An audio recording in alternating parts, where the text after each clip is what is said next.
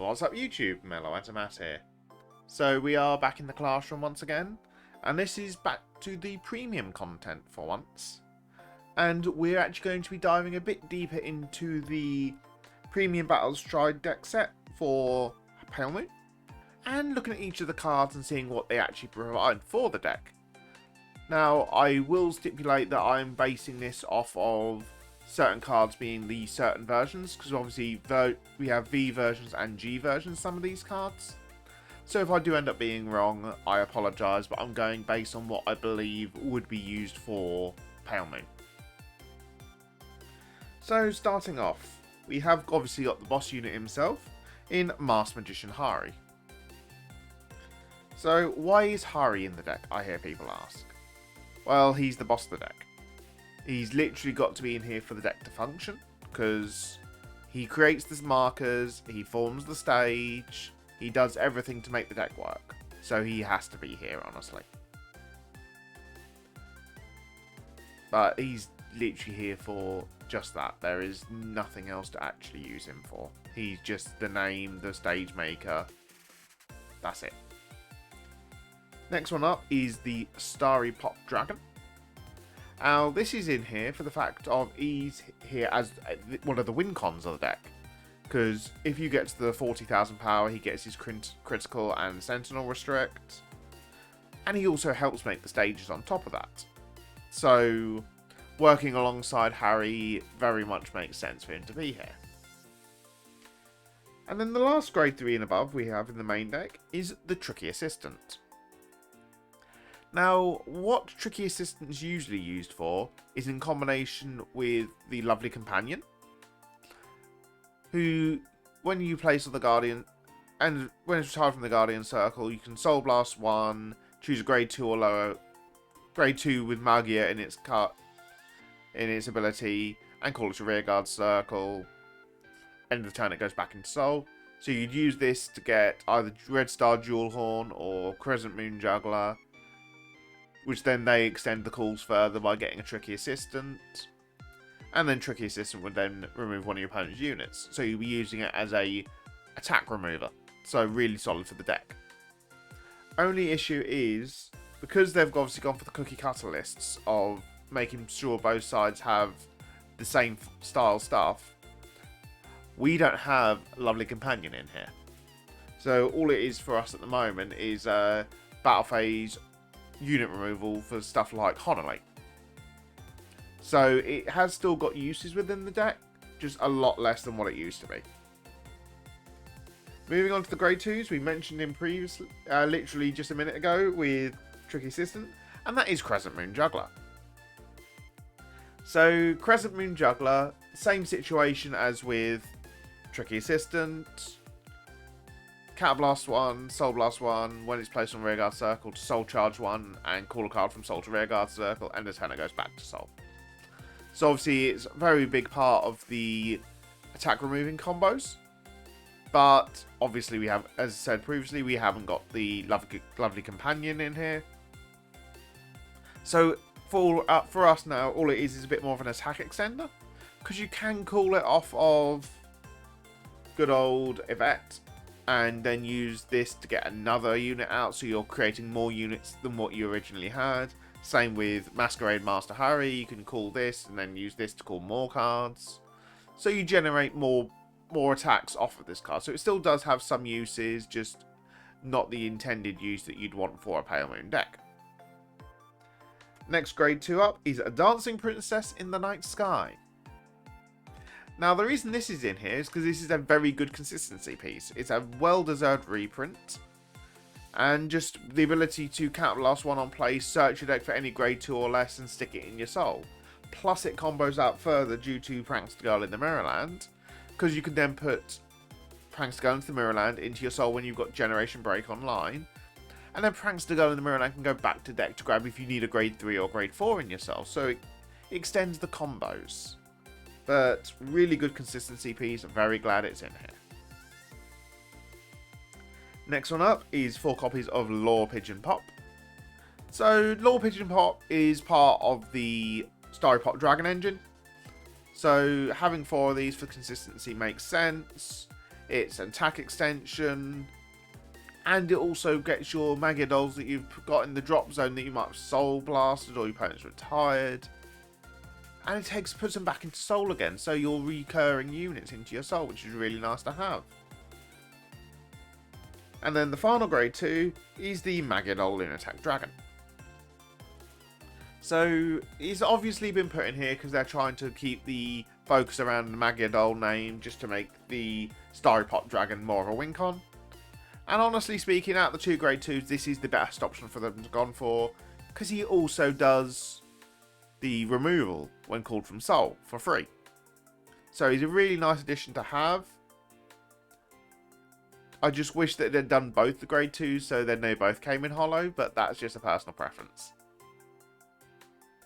Moving on to the grade 1s. First one up we have is the Magidoll Cutie Paratrooper. So, obviously, like with Lunatic, they're keeping the Magidoll theme just to buff up the Starry Pop Dragon. But having Cutie Paratrooper is even nicer for the fact that it was a promo originally. So, those that did have issues getting hold of the promo, they now got this version instead. And it comes in with one copy in foil as well. So, it's an upgrade from just the promo. So, it's really nice to have. Next Magidoll we've got is the Darkside Mirror Master. Now, this is a long-time staple for Premium Harry, for the fact that this is our countercharge engine.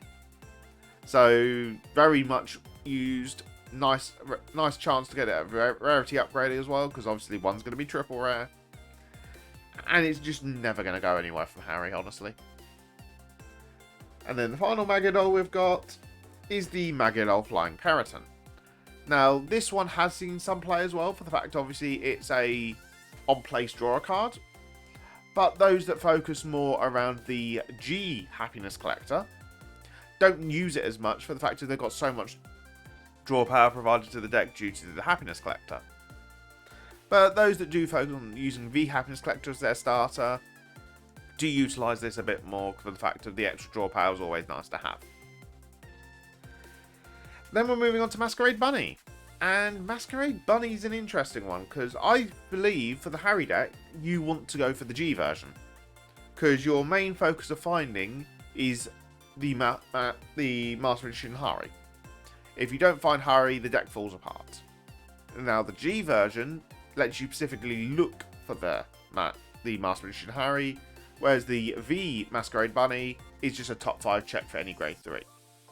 So having the G one in the deck makes the better option, because it guarantees you finding it as long as you've got a grade 3 in hand, which we've got the Tricky Assistants, we've got the Heal Guardians, so it makes it very easy to actually pull off.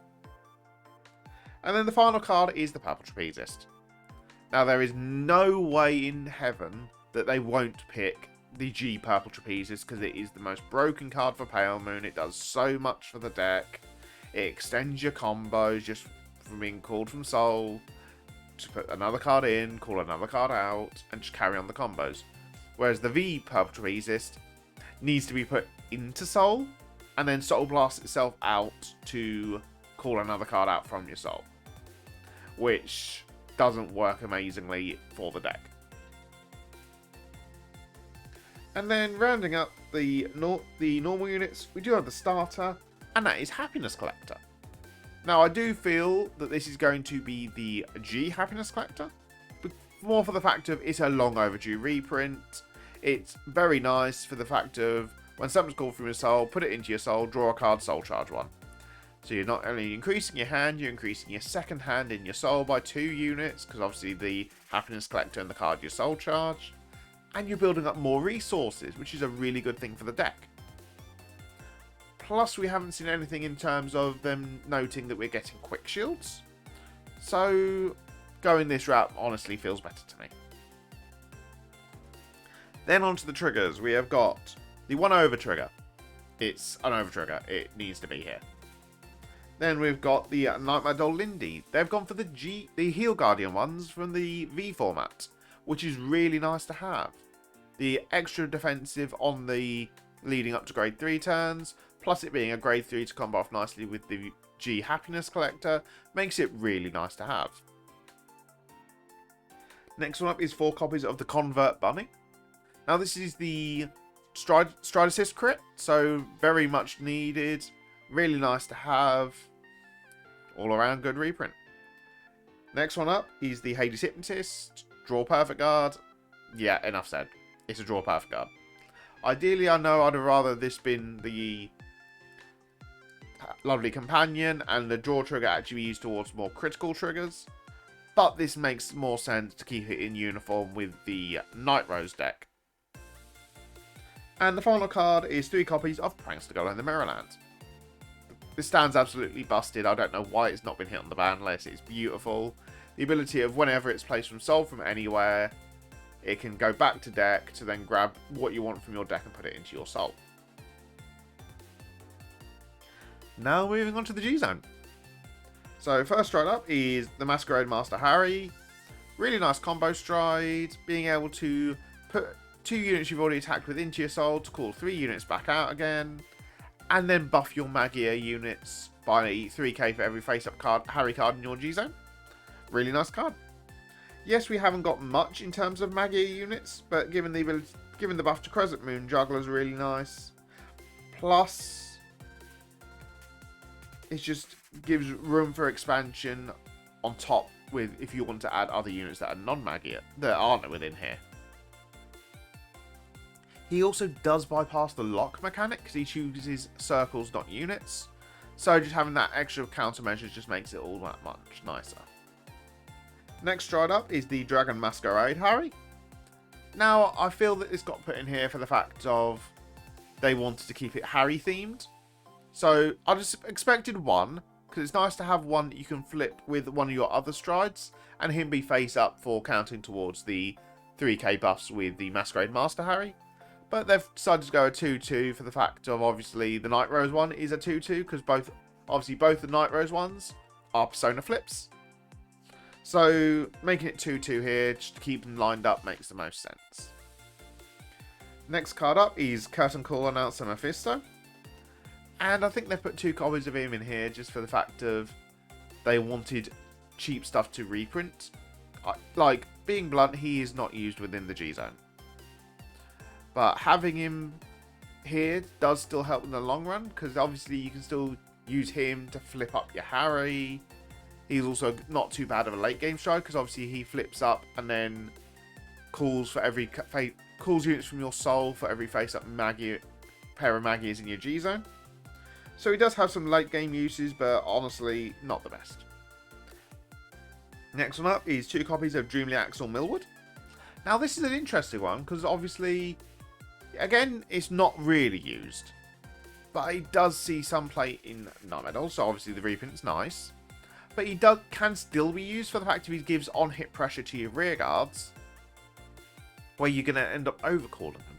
The only issue is the overcalling isn't a Magia, so it won't put your units back to soul again, so you do have to be careful. Next card up is the Mid-Air Megatrick Vet, and this was very much needed reprint. It's getting to be very expensive. It's a very much staple Paleon G-Zone unit, and it's just extra marker generation. And then the final... Oh no, it's not the final stride, sorry. We've got one more after this. Next stride up is the fancy Megatrick Dark Lord Princess. So Dark Lord Princess is really good because it's our guaranteed first stride. It's our extension with a double Vanguard swing, because we can go from this into either Masquerade Master Harry, Dragon Masquerade Harry, and the Mid-Air Megatrick Vet. But only having both this and a Vet at 1 copy does hurt, because obviously the ideal G-Zone would run both of these at 2. But obviously they want to keep it so you can still develop it further, get 2 of these to make the deck complete. So it does make sense that it is only 1. It is a shame, but we do have to think of the sides of Bushiroad, not just the players. And the final stride is 2 copies of the Trenchant Megatrick Leontina. Now this can work as a very nice alternative win con for the deck, because Leontina will obviously put all our stuff into our soul, call it all back out again, and then if we've called 4 different grades, we'll get the Guard Restrict. But the issue is, again, if you don't kill, she's not Magia, so all your units then end up staying on the board. So you do have to be very careful when you time your Leontina. But having this here is at 2 copies, which one you'd end up cutting for your Zeroth Dragon in the end anyway. So it doesn't hurt too much. Then we move on to G-Guards. First G-Guard up, we have 1 copy of Jester Demonic Beast Friction Chimera.